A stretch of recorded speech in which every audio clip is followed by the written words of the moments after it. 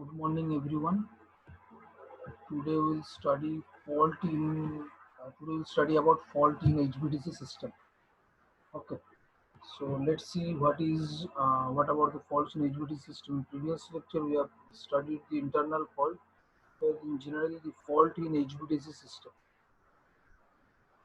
Now, high voltage transmission system, which is HVDC, has more capacity and certain characteristics. Hence, it is used for long distance transmission systems. Various types of fault occur on HVDC system, such as DC faults, that is fault on the DC side, AC faults, faults on the AC side, and converter station faults.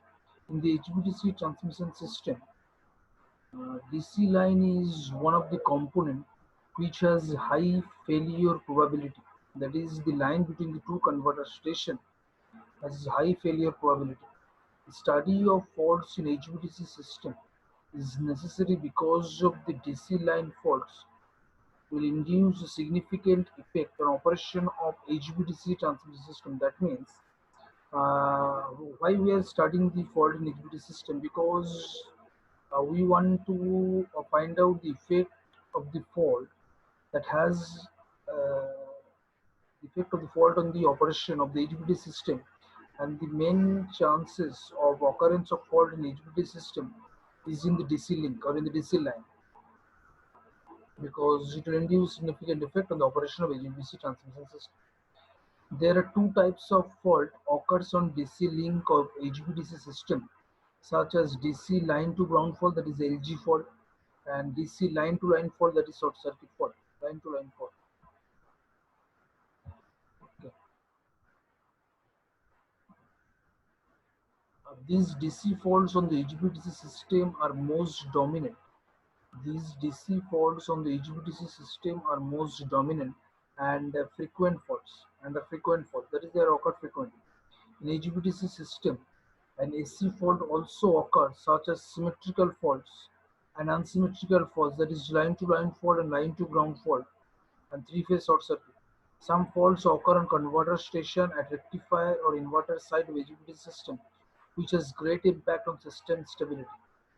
Fire through, misfire, and short circuit across the inverter station, flashover, and three-phase short circuit in the AC systems are considered in converter station faults. So now let's talk about DC faults. Faults on DC transmission line are generally caused by external mechanical stress, lightning strikes, and pollution. That means the faults on the DC transmission line are generally caused by external mechanical stress, lightning strikes, and pollution. In HVDC transmission system, line to ground fault, that is LG fault, and line to line fault are common types of faults.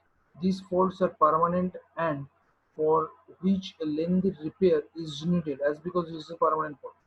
After detecting the cable faults in DC transmission line, the converter should be stopped immediately, otherwise system may get damaged, or the other equipment connected to the system may get damaged. These faults are likely to be temporary, which required fault restoration after the fault clearance. Now, DC line to line fault. The DC line to line faults are usually caused by insulation failure between the two DC conductors. The DC line to line fault is a rare accident. When line to line fault occurs in DC transmission line, the capacitor will be discharged rapidly. The capacitor will be discharged rapidly. Simultaneously, the AC system will be three-phase short circuit through fault point. When faults occur on the DC side, the IGBT, that is semiconductor switches, can be blocked for self-protection during faults, leaving reverse diodes exposed to overcurrent. The fault demands that both converters should be blocked, that is, both rectifier and inverter should be blocked. Otherwise, the fault current can be fed from either side. The equivalent circuit of DC line to line fault as shown in figure below. The DC circuit fault can be divided in three stages, such as the DC short circuit fault can be divided to three stages are as follows. See, this is the voltage source converter, this is rectifier, this is the capacitor in the line which is grounded. This is line to line fault. Capacitor discharge stage. When DC line to line fault occurs, Uh, a loop circuit without source is formed. After the fault occurs, the system firstly experiences the capacitor discharge stage. In this stage, the capacitor voltage drops to zero. That means when there is a line-to-line fault in DC line at the moment, at the first stage, these two capacitor will discharge because these are forming a closed path, and this source will have no effect in that case. So in this stage, the capacitor voltage drops to zero because this will start to discharge and it will continue to discharge until the voltage across the capacitor is reduced to zero. Okay. Second is diode freewheel stage. That means at the instant when the DC line voltage drops to zero, the cable inductance and freewheel diodes will form a loop circuit.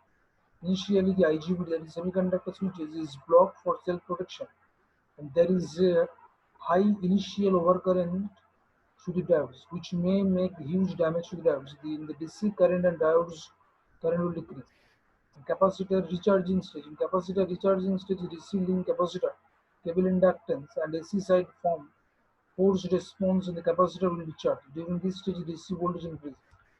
Second is DC line to ground fault. DC line to ground fault. The DC line to ground fault is caused by insulation failure between DC conductor and the ground. In overhead HVDC transmission system, the DC line to ground fault is temporary, which is caused by lightning strike and pollution. For underground HVDC transmission system, the DC line to ground fault is the most frequent fault because the cable is laying under the ground, so there is a most chance of line to ground fault. The equivalent circuit of a DC line to ground fault is shown in figure below. This fault will produce ground point besides the midpoint of the DC link capacitor. This fault will produce ground point besides the midpoint of the DC link capacitor and the neutral ground link of the transformer. This fault can be divided in three stages as follows. This is line to ground fault. DC side capacitor discharge stage.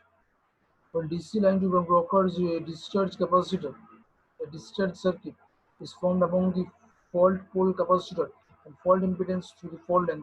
That is, except, unlike previous case, it has now a in this closed path in this loop. Okay. After the fault occurs, the system experiences the DC side capacitor discharge stage.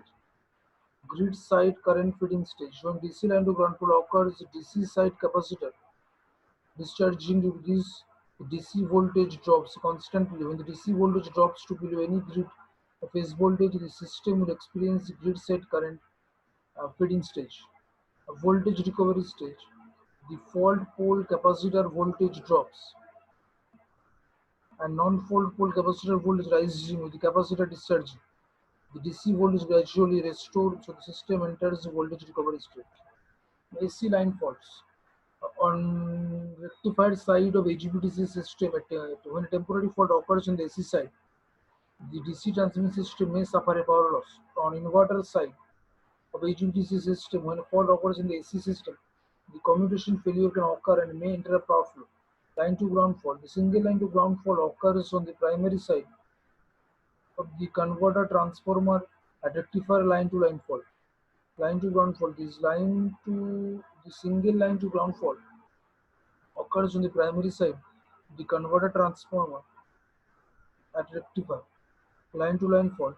The line to line fault occurs on the primary side of the converter transformer rectifier. A three-phase to ground fault. A three-phase fault is one of the most severe fault in HVDC system as compared to the other two faults. Now see the converter faults. Some common types of faults that occur at a converter station, they are as follows. That is, in converter there is chances of failure at the converter also. So let's see the chances, types of faults that can occur or that can happen in converter circuit. Faults due to malfunction of valves and controllers, that is faults due to malfunction of the semiconductor switches. Now, first one is arc backs. Arc back is of random nature and a non-self-clearing fault. This is a major fault which is produced in Mercury arc valve, which is used in previously.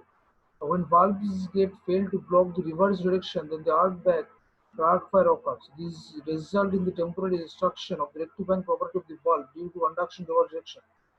This fault results in reverse in severe stresses on transformer winding as the incidence of arc back to arc fire is common. Second is arc through. This is a fault likely to occur at inverter station. At the inverter station, when valve voltages are positive most of the time, then this fault occurs. And when the valve voltages, that is the voltage across the semiconductor switches are positive, most of the time these fault, that is arc through fault occur. Malfunction in the arrival of the gate pulse generator can fire a valve which is not supposed to conduct, but is forward biased. In the arc through fault, the firing delay of the faulted valve is reduced from its normal value to smaller value to zero. Misfire. When the required gate pulse is missing or the incoming valve is unable to fire, then such type of fault occurs. The modern converter station have properties of duplicate converter control, monitoring and protective firing of valves due to which the probability of the occurrence of misfire is very small. The misfire can occur either rectifier side or inverter side, but the effect of misfire is more severe in the inverter side. This is due to the fact that in the inverter, persistent misfire leads to the average bridge voltage going to zero, while an AC voltage is injected in the link. These result in large current and voltage oscillation in the DC link as it presents a lightly damped oscillatory circuit viewed from the converter. The DC current may even extinguish and result in large voltage across valves. Quenching or current extinction. Quenching or current extinction. When the current through valve falls below the holding current, then quenching occurs in the valve. This can arise at low value of the bridge current when any transition can lead to current extinction. The current extinction can result in over voltages across the valve due to current chopping in an oscillatory circuit formed by the smoothing reactor and the DC line capacitor. In the short pulse firing method, the current extinction fault is more severe. However, the modern converter station, the return pulses coming from thyristor levels to the valve loop control indicate the build-up of voltage across the thyristors and initiate fresh firing pulses when the valve is supposed to be conducting. It may happen that a number of firing pulses may be generated during a cycle when the current link is low. Now is commutation failure. Commutation failure. This type of fault occurs in a thyristor, and thyristors require to definite turn-off time. So there is a need to maintain minimum value of extinction angle defined by gamma is equal to 180 degree minus alpha minus mu. Where mu is the overlap angle, which is a function of commutation voltage and the DC current. The overlap angle increases when the voltage and current increases, or both increases simultaneously. This gives rise to commutation failure. A short circuit is in converter station. The valves are kept in a valve vault with air conditioning. Hence, the probability of short circuit converter becomes very low. Short circuit across the bridge mainly occurs due to bushing flashover, which results in producing large peak current in the valve that are conducting. A short circuit current from HVDC and configuration. HVDC can be distinguished in two types of converter: current source converter and voltage source converter.